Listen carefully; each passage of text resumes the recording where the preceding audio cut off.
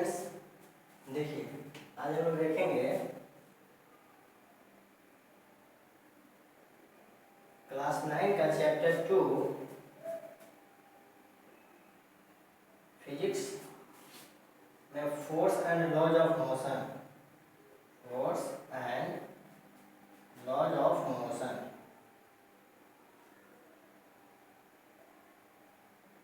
Laws of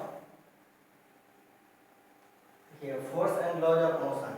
ठीक है, आज का हम लोग का यही टॉपिक है, force and laws of motion.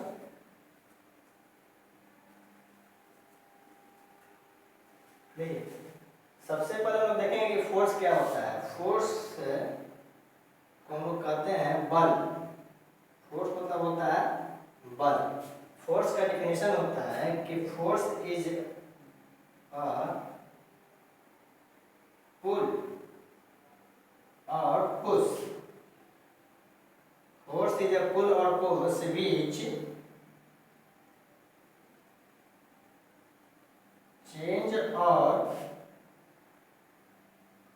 tends to change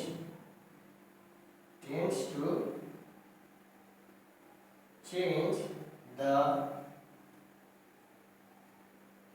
position of the body। देखिए फोर्स का डेफिनेशन लिखा हुआ है, फोर्स इज अ पुल और push which change or tends to change the position of the body। मतलब कि बल क्या होता है, तो अगर किसी भी ऑब्जेक्ट पे, किसी भी बॉडी पे हम बल लगाते हैं तो अगर उसके पोजीशन में चेंजिंग होता है, ठीक है, अगर उसके पोजीशन में चेंजिंग होता है तो इसका मतलब उस पर फोर्स लगाया गया है। तो किसी भी बॉडी पे, किसी भी ऑब्जेक्ट पे हम फोर्स लगाते हैं तो क्या होता है, उसके बॉडी में, उसके बॉडी के पोजीशन में चेंजिंग आता है। सबसे मतलब कि इफेक्ट ऑफ फोर्स हम लोग देखेंगे क्या क्या होता है। तो फोर्स क्या होता है, पुल और पुश विच चेंज और tends to change the position of the body. कहता है कि किसी भी बॉडी में आप परिवर्तन लाते हो तो इसका मतलब कुछ पे फोर्स लगाया गया है। परिवर्तन लाते हैं विच चेंज और टेंड्स टू चेंज। हम लोग परिवर्तन लाते हैं या फिर उसके पोजीशन में परिवर्तन लाने का प्रयास करते हैं। जैसे कि देखिए मार्कर है, तो मार्कर हम टेबल से उठाएं तो खुद ब खुद टेबल से उठकर मार्कर मेरे हाथ में नहीं आया, एक फोर्स लगाया, एक बल लगाया तब मार्कर को हम मतलब उठा सके, मार्कर मेरे हाथ में आया। लेकिन अगर हम इस दीवार को पुश करते हैं, धक्का देते हैं तो कोई चेंज नहीं हुआ, इसके पोजीशन में कोई चेंजिंग नहीं हुआ। पोजीशन में चेंजिंग हो या फिर ना हो, ठीक है, फोर्स क्या करता है कि चेंज करता है या फिर tends to change. Tends to change यानी कि चेंज करने का प्रयास करता है, परिवर्तन करने का प्रयास करता है, तो वो फोर्स कहलाता है। ठीक है, किताब में, बुक में सिंपल लैंग्वेज दिया हुआ है, पुश और pull is called force. Push और पुल करने का मतलब, जैसे देखिए ये दरवाजा है तो इसको हम लोग पुल किए यानी कि खींच, ठीक है, या फिर इसको क्या किए, पुश किए, बंद कर दिए। तो पुश या पुल जो भी हम कर रहे हैं किसके कारण हो रहा है, फोर्स के कारण। खुद ब खुद तो नहीं हो रहा है, खुद ब खुद गेट नहीं खुल रहा है, नहीं बंद हो रहा है। ये जो पुश और पुल हो रहा है फोर्स लगाने के बाद हो रहा है, यानी कि पुश और पुल कर रहे हैं तो इसके पोजीशन में चेंजिंग आ रहा है। अभी क्लोज है, ठीक है, पुश किए तो क्लोज हो गया, फिर इसको पुल कर रहे हैं तो क्या हो गया, ओपन हो गया। ठीक है, तो बिना फोर्स के इसमें कोई परिवर्तन आने वाला नहीं है। अब आप कहेंगे सर तेज हवा चलेगा ना, तो देखिएगा सर खुद से खुल जाएगा और मतलब कि बहुत टकरा उड़ा जाएगा दीवार में, बहुत ज्यादा तेज आवाज भी करेगा, मतलब इधर उधर ड्राम उड़ाम सब इधर उधर सब तोड़ फोड़ देगा।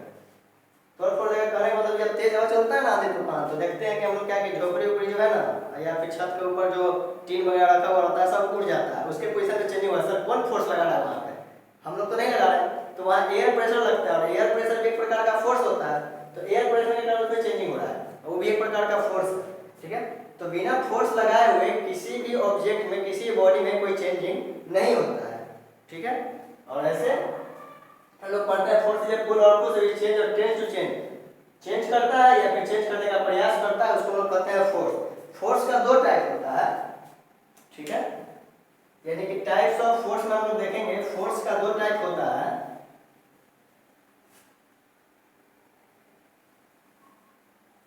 ऐसे हम लोग फोर्स का दो टाइप पढ़ते हैं, balance force and unbalance force. Types of force, types of force यानी टाइप्स ऑफ फोर्स में सर दो फोर्स होता है, एक होता है बैलेंस फोर्स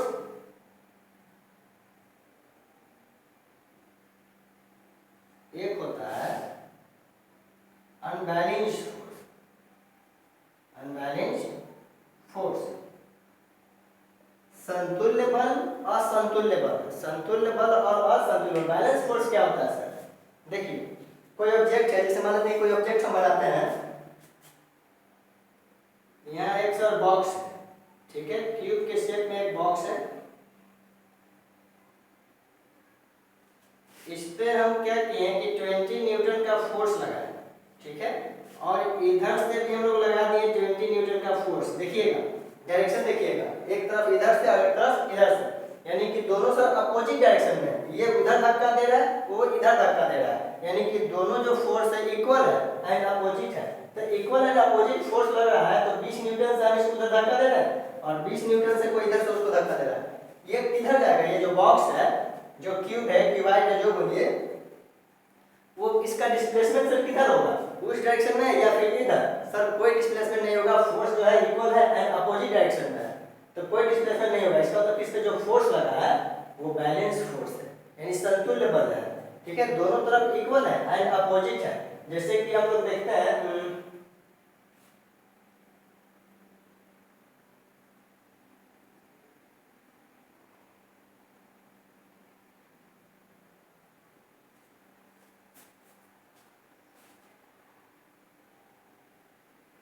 हम लोग बैलेंस जो हम लोग देखते हैं तराजू,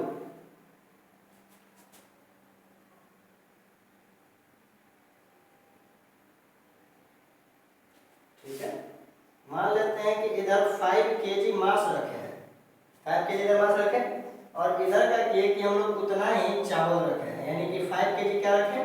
चावल रखे हैं। अब हम बताएंगे कि आप बताइए, अगर हम आपसे पूछते हैं कि ये जो बैलेंस है किधर पुश और पुल होगा, इधर या फिर इधर, तो सर दोनों तरफ 5 केजी, तो बैलेंस, इसका नाम ही है बैलेंस, यानी तराजू। और ये दोनों तरफ बराबर रहेगा, क्यों? क्योंकि सर 5 केजी मास है और 5 केजी इधर चावल है। अगर इधर 5 केजी हम 10 कर देते हैं, यानी 10 केजी इधर 5 केजी है, तो ये दब जाएगा। दब जाएगा मतलब कि सर क्या हो जाएगा? इधर इस तरफ पुश हो जाएगा और ये इधर से उठ जाएगा, यानी कि कुछ ऐसा इसका हो जाएगा डायरेक्शन, ठीक है, ये इधर आ जाएगा और ये ऊपर चला जाएगा, ये ऊपर और ये नीचे। अगर चावल ज्यादा करते हैं तो कुछ इस तरह से ये बन जाएगा। तो कहने का मतलब कि सर अगर equal and opposite, equal and opposite force हम लोग लगा रहे हैं तो बैलेंस फोर्स होगा। इक्वल एंड अपोजिट नहीं फोर्स लगाते हैं तो अनबैलेंस फोर्स होगा, ठीक है। जैसे फलक्रम में भी हम लोग देखते हैं, स्कूल में फलक्रम होता है ना, बच्चे लोग जिस पे खेलते हैं,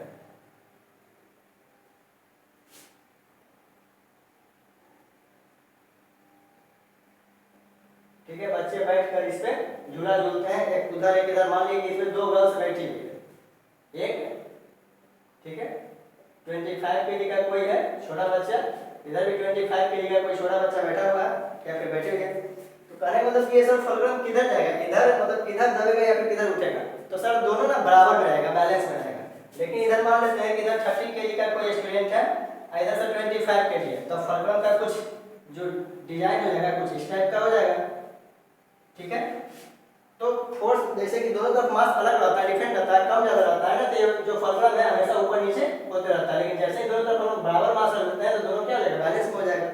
तो इक्वल एंड अपोजिट फोर्स हम लोग अप्लाई करते हैं किसी बॉडी पे, तो उसमें कोई चेंजिंग नहीं होता है, कोई डिस्प्लेसमेंट नहीं होता, उसके पोजीशन में कोई बदलाव नहीं होता है, इसलिए उसको हम लोग कहते हैं क्या, कि वो बैलेंस फोर्स से संतुल्य बल है।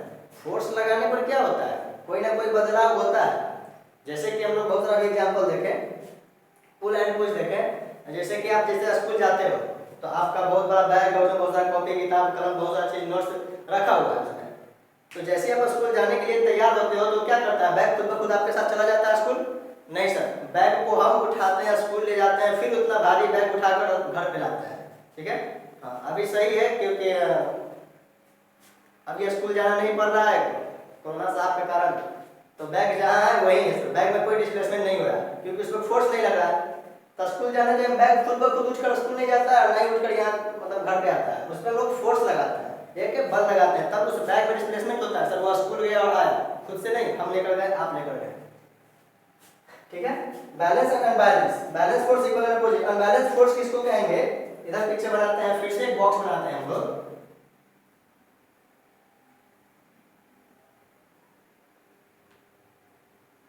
ठीक है, पिक्चर बनाइए।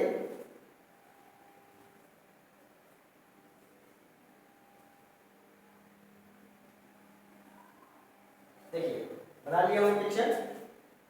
इधर से अगर हम फोर्स लगा रहे हैं सर 20 न्यूटन, अच्छा ठीक है, इधर से फोर्स लगा रहे हैं 20 न्यूटन, चलिए इधर 50 न्यूटन कर देते हैं, उधर हमको ढकेलना है, और इधर कर देते हैं सर 20 न्यूटन। अब हम बताइए, जैसे हम आपसे पूछते हैं बताइए ये जो बॉक्स है इधर से इसको हम धक्का दे रहे हैं 50 न्यूटन से, और अपोजिट में कोई इधर से धक्का दे रहा है 20 न्यूटन से, यानी 20 न्यूटन से। अब ये बॉक्स का डिस्प्लेसमेंट जो होगा, स्लाइड जो होगा, जो मतलब इसका पोजीशन में चेंजिंग होगा, किस डायरेक्शन होगा, तो सर ये इधर भागेगा, क्योंकि सर ये जो है ना 30 न्यूटन ज्यादा फोर्स लगा रहा है, ये 50 है ये 30 है, यानी कि सर ये जो है ना 30 न्यूटन का फोर्स ये ज्यादा लगा रहा है, इसलिए इसका इस तरफ क्या हो जाएगा, डिस्प्लेसमेंट होगा, उस तरफ ये इन मतलब स्लाइड करेगा, आगे बढ़ेगा, ठीक है। तो कहने का मतलब क्या है कि फोर्स इक्वल, अपोजिट है तो बैलेंस है, अगर अनइक्वल फोर्स है, ध्यान दीजिएगा, अनइक्वल फोर्स यानी सर इक्वल नहीं है, अनइक्वल फोर्स है, तो सर ये अनबैलेंस फोर्स कहलाएगा, यानी कि दोनों तरफ सर फोर्स बराबर नहीं है, ठीक है, दोनों तरफ फोर्स बराबर नहीं है, ये अनबैलेंस फोर्स कहलाएगा। जैसे कि हम लोग पहले के एग्जांपल में भी देखें, या बैलेंस देखे थे या फिर फलक्रम देखे, अगर बैलेंस में अगर बहुत ज्यादा इधर रखे हुए हैं, इधर उसी तरह से वस्तु कोई कम रखे हुए हैं, तो ये बैलेंस नहीं हुआ, दोनों तरफ बराबर है तो बैलेंस है। फलक्रम में भी इधर ज्यादा वेट, ज्यादा मास का कोई स्टूडेंट है, कोई बच्चा बैठा हुआ है, इधर कम मास का, ये भी अनबैलेंस हो गया, ठीक है। तो ये हो गया unbalance force, balance force and unbalance force. Effect of force हम लोग देखते हैं कि फोर्स क्या क्या कर सकता है, ठीक है। इसी में छोटा सा और टॉपिक देख लेते हैं, एक और फोर्स का टाइप है रिजल्टेंट एंड टोटल फोर्स। देखिएगा ध्यान से क्या होता है, resultant force and total force.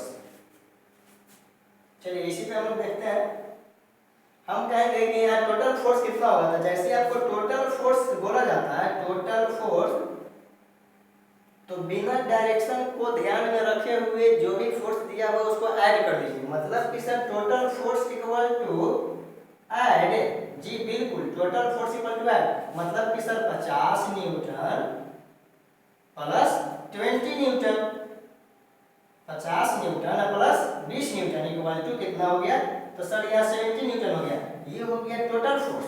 यानी फोर्स का और हम लोग टाइप देख रहे हैं क्या, फोर्स का एक टोटल एक रिजल्टेंट फोर्स। तो टोटल फोर्स में क्या हो गया कि सर जितना ये फोर्स इस पर अप्लाई किया जा रहा है सबको ऐड कर देंगे। रिजल्टेंट फोर्स मतलब क्या होता है, रिजल्टेंट फोर्स में हम लोग ना डायरेक्शन देखते हैं, यानी कि सर इधर से 50 और इधर से 20, डायरेक्शन अपोजिट है, माइनस करेंगे, डायरेक्शन अपोजिट है तो माइनस करेंगे, यानी sir plus 50 Newton and minus 20 Newton, यानी रिजल्टेंट फोर्स सर यहाँ पे होगा 30 न्यूटन, ठीक है। मतलब कि सर इधर से 50 इधर से 20, डायरेक्शन अपोजिट है तो सर माइनस होगा।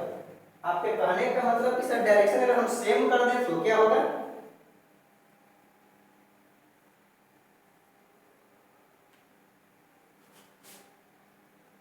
इधर से 50 न्यूटन से कोई धक्का दे रहा है और इधर से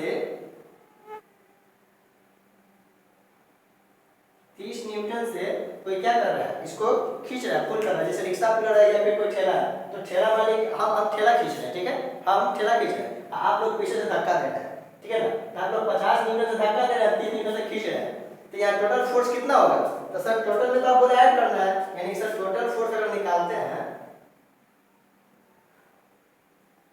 टोटल फोर्स निकालते हैं तो 50 न्यूटन और 30 न्यूटन कितना हो गया सर, तो 80 न्यूटन, और रिजल्टेंट फोर्स निकालते हैं तो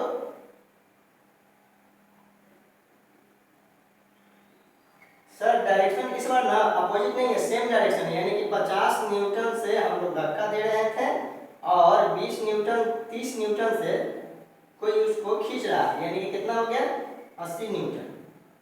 सर दोनों सेम आ गया, अच्छा इसका मतलब कि रिजल्टेंट फोर्स टोटल फोर्स के बराबर होगा, कब, जब जो डायरेक्शन है फोर्स का वो सेम डायरेक्शन है, यानी एक ही डायरेक्शन में धक्का दिया जा रहा है और एक ही डायरेक्शन में पुल किया जा रहा है, यानी पुल और पुश सेम डायरेक्शन में हो रहा है। हम इधर से इसको खींच रहे हैं तो उधर से कोई ढकेल रहा है, ठीक है ना, तो हम पुल कर रहे हैं, कोई पुश कर रहा है, तो पुल और पुश का डायरेक्शन सेम हो तो रिजल्टेंट फोर्स और टोटल फोर्स इक्वल होगा, क्योंकि टोटल फोर्स का जोड़ देना है और रिजल्टेंट फोर्स में क्या होता है, इसका डायरेक्शन सेम रहता है तो उसमें भी टोटल फोर्स ऐड किया जाता है, तो दोनों तो बराबर आएगा ही, लेकिन जैसे ही डायरेक्शन चेंज होगा तो फिर क्या हो जाएगा, रिजल्टेंट फोर्स कम आएगा, टोटल फोर्स से रिजल्टेंट फोर्स कम आएगा, ठीक है। तो ये हो गया आपका total force and resultant force में डिफरेंस। इसको लिखिए,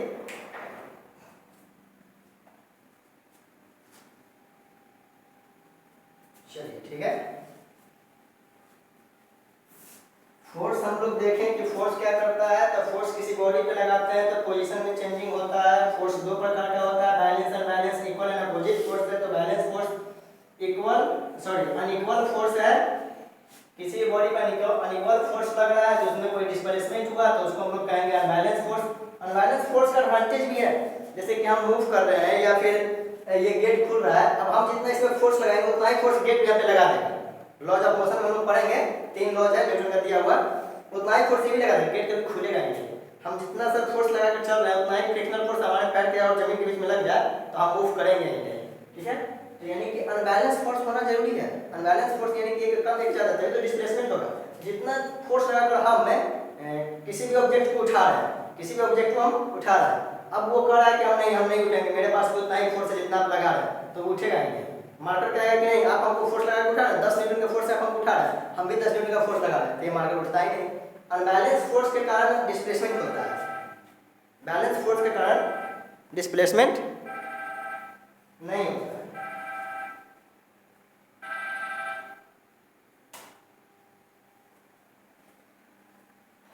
ठीक है, तो सर बैलेंस फोर्स में डिस्प्लेसमेंट नहीं होता, अनबैलेंस फोर्स में डिस्प्लेसमेंट होता है, ठीक है। तो हम लोग देखें क्या इफेक्ट ऑफ फोर्स हम लोग देखते हैं। फिलहाल हम लोग क्या देखें, फोर्स का डिफिनेशन देख लिए।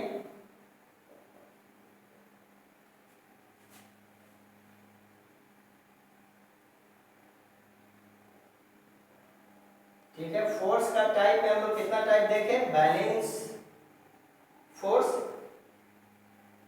Unbalance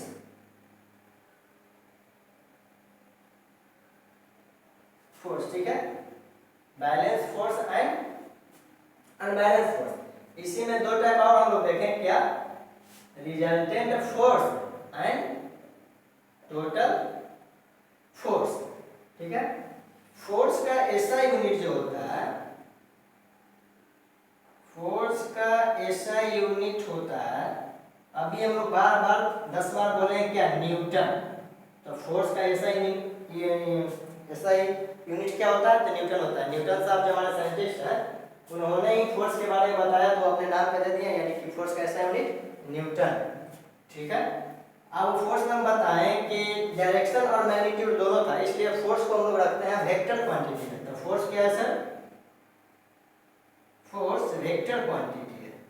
force vector quantity, scalar quantity और वेक्टर क्वांटिटी बता दिया गया पहले, यानी कि स्केलर क्वांटिटी जिसमें सर मैग्नीट्यूड हो या फिर डायरेक्शन हो, दोनों में से कोई एक हो, मैग्नीट्यूड या फिर डायरेक्शन। मैग्नीट्यूड डायरेक्शन दोनों होगा तो होगा वेक्टर, दोनों में से एक है तो होगा स्केलर। तो फोर्स के बाद मैग्नीट्यूड और डायरेक्शन दोनों हम लोग देखते हैं, कैलकुलेट करते हैं, दिया हुआ रहता है। तो फोर्स के बाद दोनों होता है मैग्नीट्यूड एंड डायरेक्शन, इसलिए इसको हम लोग कहते हैं क्या, वेक्टर क्वांटिटी। अब हम लोग देखते हैं इफेक्ट ऑफ फोर्स, यानी फोर्स क्या कर सकता है। इफेक्ट्स ऑफ फोर्स यानी कि फोर्स, बल जो है क्या प्रभाव ला सकता है, ठीक है, बल का प्रभाव, यानी कि इफेक्ट्स ऑफ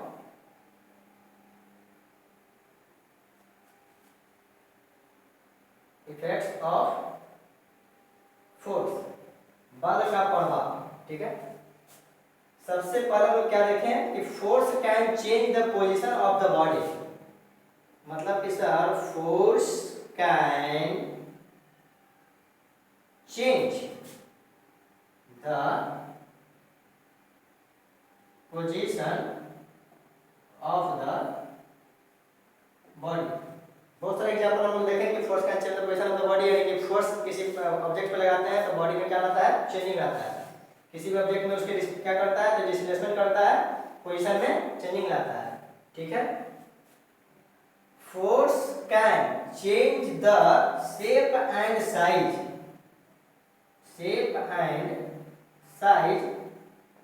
द ऑब्जेक्ट। देखिए सेकंड पॉइंट समझते हैं कि force can change the shape and the size of the object. कोई बैलून है उसमें हवा भरा हुआ है, उसको हम लोग क्या कर दिए, पुश कर, मतलब कि उसको हम लोग ना बर्स्ट कर दिए, फोड़ दिए उसको। तो जैसे ही बैलून था उसको फोड़े, बर्थडे था, बहुत सारा बैलून सजाया हुआ था, जैसे ही केक को काटा बस बैलून फोड़ना स्टार्ट, सबका शेप साइज कैसा हो गया, सबका शेप साइज बर्बाद हो गया, मतलब शेप साइज चेंज हो गया, ठीक है ना। तब फोर्स लगाया तब तो बैलून फूटा, फोर्स लगाया तभी तो बैलून फूटा। तो कहने का मतलब ये हो गया कि फोर्स शेप साइज चेंज करता है। जैसे कि साइकिल का ट्यूब है, टायर है, उसमें ट्यूब है, उसमें सर एयर भरा हुआ है, ठीक है ना, तो एयर को निकाल दिए, फुटबॉल है उसके एयर को निकाल दिए, तो कहने का मतलब क्या है, उसका शेप और साइज को चेंज किया जा सकता है। मिट्टी लेते हैं, मिट्टी में पानी डालकर उसको गूंथने के बाद उसका हम लोग अलग अलग प्रकार का स्ट्रक्चर देते हैं, शेप देते हैं। कैसे, उसका शेप साइज कैसे चेंज हो रहा है, ठीक है ना। खिलौना बना रहे हैं तो, या फिर कोई प्रतिमा, कोई स्टैचू बना रहे हैं तो ये सब कैसे हो रहा है, फोर्स लगा रहे हैं तब हो रहा है। तो force can change the shape and size of the object. Number 3, force can increase और decrease the speed of the moving object, और स्पीड ऑफ द ऑब्जेक्ट या फिर मूविंग ऑब्जेक्ट, ठीक है। देखिए फोर्स लगाकर इंक्रीज और डिक्रीज, कोई भी बॉडी मूव कर रहा है तो फोर्स लगाकर उसके मोशन में हम लोग क्या लगा सकते हैं, इंक्रीज कर सकते हैं या फिर डिक्रीज कर सकते हैं। कैसे सर, जैसे साइकिल चला रहे हैं, तो साइकिल चला रहे हैं ना, तो हम क्या करेंगे, पैडल पे बहुत ज्यादा फोर्स लगाएंगे, पैर से पैडल पे बहुत ज्यादा फोर्स लगाएंगे पैर से, तो साइकिल का स्पीड जो है इंक्रीज कर जाएगा। अब सर डिक्रीज कैसे होगा, तो सर हैंडल जो है हाथ में, साथ में ब्रेक है, साथ में ब्रेक है, साथ में ब्रेक भी है, मार दिया ब्रेक, रुक गया, रुक गया मतलब कंप्लीट रोके नहीं है, ठीक है ना, यानी कि स्पीड कम गया। तो पैडल पे सर पैर से फोर्स लगा दिए ना तो स्पीड इंक्रीज कर गया, ठीक है। और जैसे ही उसके ब्रेक पे हाथ से फोर्स लगा दिए ना तो क्या हो गया, वो स्पीड उसका डिक्रीज कर गया। तो फोर्स जो है किसी भी मूविंग ऑब्जेक्ट का, किसी भी मूविंग बॉडी का जो स्पीड है उसको इंक्रीज कर सकता है या फिर डिक्रीज कर सकता है। किसी ने बॉल फेंका इधर से, कोई बैट्समैन है वीरेंद्र सहवाग, हिट किया, बॉल आया था 40 के स्पीड में, जैसे ही वो हिट किया ना तो 200 के स्पीड में बाउंड्री के बाहर चला गया, ठीक है। तो ये क्या हुआ, तो सर इंक्रीज, सर स्पीड को क्या कर दिया गया, इंक्रीज कर दिया गया, ठीक है ना।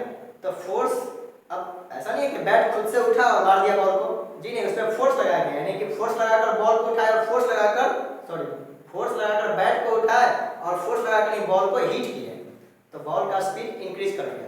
अब कोई बॉल आ रहा था और बैट से लोग सिर्फ उसको क्या कर दिए, रोक दिए, तो बॉल आ रहा था सर 50 का स्पीड में, रोक दिए, क्या हो गया, उसका स्पीड जो हो गया, मतलब अब वो ऐसे ही स्लाइड कर रहा है, मूव कर रहा है, रोल कर रहा है, उसका स्पीड हो गया 10 का, कहने का मतलब कि 50 से आ रहा था 10 हो गया, डिक्रीज कर गया। तो फोर्स किसी भी मूविंग बॉडी का जो स्पीड है उसको इंक्रीज कर सकता है या फिर डिक्रीज कर सकता है, ठीक है।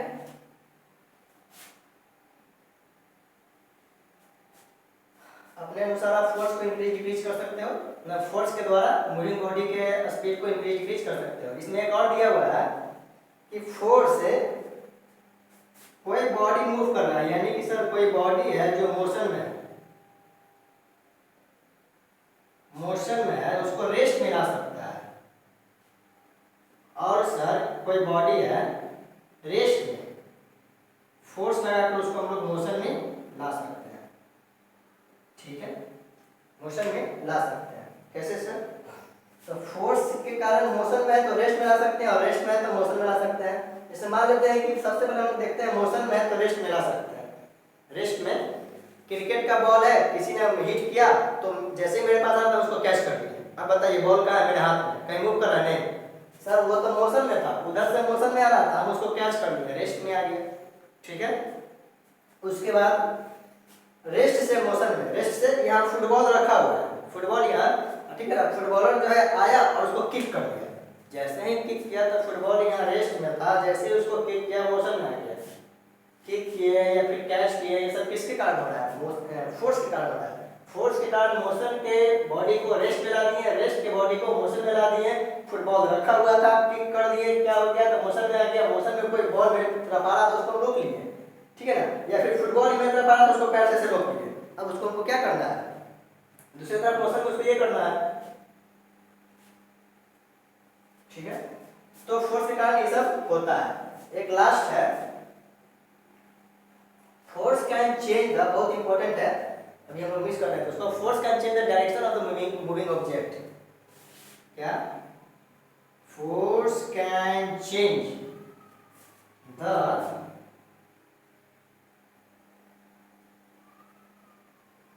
डायरेक्शन ऑफ मूविंग बॉडी या फिर ऑब्जेक्ट। देखिए अभी हम लोग फुटबॉल का एग्जांपल ले रहे थे। फुटबॉल मेरे तरफ आया, उसको ऐसे रोके हुए थे, जैसे उसको किक किए ना, बस सामने से आ रहा था, रोक पर मार दिए इधर, ठीक है ना। डायरेक्शन पहले था मेरे तरफ, अब चला गया किसी और की तरफ। फोर्स के कारण डायरेक्शन चेंज हो सकता है। साइकिल हम चला रहे हैं तो हमेशा सीधा ही चलाएंगे क्या? नहीं सर, एक फोर्स लगाएंगे, हैंडल घुमा देंगे। गाड़ी चला रहे हैं, एक्सेलरेट करेंगे। एक्सेलरेट मतलब क्या? Rate of change of velocity per unit time is called acceleration. गाड़ी चला रहे हैं सर, जैसे एक्सेलरेट किए स्पीड बढ़ गया, अब सर उसको हम लोग क्या कर दिए? टर्न कर दिए।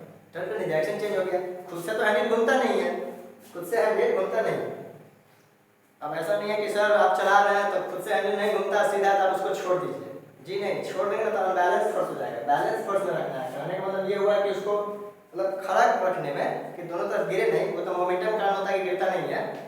मोमेंटम आगे है, न्यूटन का सेकंड लॉ है मोमेंटम। मोमेंटम के कारण वो गिरता नहीं है, तो उसको हम लोग क्या करते हैं कि मोमेंटम को बैलेंस रखते हैं, जिसके कारण वो हमेशा आगे जाता है। ठीक है, मोमेंटम के कारण वो बैलेंस में रहता है। साइकिल हम लोग चला रहे हैं या फिर गाड़ी चला रहे हैं तो मोमेंटम के कारण क्या रहता है? सीधा रहता है। जब मोशन में रहता है तब ऐसे तो हम लोग खड़ा कर देते हैं, गिर जाएगा। उसमें हम लोग लगाते हैं स्टैंड। तो फोर्स क्या करता है? Change the direction of the moving object. Change direction of moving object या फिर मूविंग बॉडी, यानी फोर्स के कारण हम किसी के डायरेक्शन में चेंजिंग ला सकते हैं। तो ये सब क्या है? इफेक्ट ऑफ फोर्स है। फोर्स क्या करेगा? तो पोजीशन में चेंज आएगा, शेप साइज चेंज करेगा, उसके बाद इंक्रीज और मूविंग बॉडी के जो स्पीड है उसको इंक्रीज और डिक्रीज करेगा। जो रेस्ट में उसको मोशन में लाएगा, मोशन में है तो रेस्ट में लाएगा। Force can change the direction of the body, ठीक है ना, यानी कि डायरेक्शन को चेंज करेगा। जितना भी ये सब काम हो रहा है सब फोर्स के कारण ही हो रहा है, यानी ये सब प्रभाव ला सकता है। कौन? बल। बल ये सब प्रभाव ला सकता है। इसमें बहुत सारे एग्जांपल देखे, बॉल का, फुटबॉल का, साइकिल का, मोटरसाइकिल का, ठीक है ना। जिसमें जो भी परिवर्तन हो रहा है वो सब फोर्स के कारण हो रहा है। अब इसके बाद हम लोग का बच जाता है लॉज ऑफ मोशन, जो कि न्यूटन के द्वारा दिया गया है। 3 laws of motion, first, second and third. उसको हम लोग देखेंगे नेक्स्ट वीडियो में। और चैप्टर फर्स्ट का जो मोशन में खत्म हो चुका है उसका एनसीईआरटी का न्यूमेरिकल और क्वेश्चन, उसके लिए अलग से हम लोग क्या करेंगे कि एक वीडियो मतलब एक लेक्चर बनाएंगे, एक वीडियो बनाएंगे जिसमें फर्स्ट और सेकंड दोनों चैप्टर का जो भी है motion and laws of motion दोनों चैप्टर का न्यूमेरिकल और एनसीईआरटी का क्वेश्चन दोनों हम लोग एक वीडियो में देखेंगे। उसमें सिर्फ क्वेश्चन ही रहेगा, न्यूमेरिकल और एनसीईआरटी का क्वेश्चन ही रहेगा, उसको हम लोग सॉल्व करेंगे। आज के लिए इतना काफी, इसको रिवीजन कीजिएगा और फिर हम लोग मिलते हैं नेक्स्ट वीडियो में। Thank you.